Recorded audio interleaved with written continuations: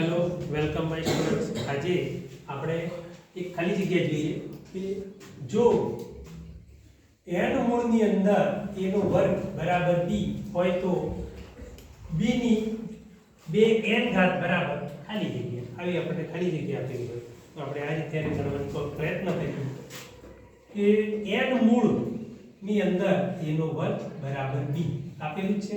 હવે આ જે n મૂળ જે છે એને આપણે જેમ છે તેમ લખી દઈએ માટે કૌંસની અંદર a નો વર્ગ કૌંસ પૂરો આ જે છે 1 ના છેદમાં જતું રહેશે 1 ના છેદમાં n ઘાત બરાબર b। હવે આને સદરૂપ પાછા આગળ આપીએ એટલે માટે a તો આ જે 2 ઘાત છે 2 * 2 છેદની અંદર n આવશે a ની 2 ઘાત છેદમાં n બરાબર b।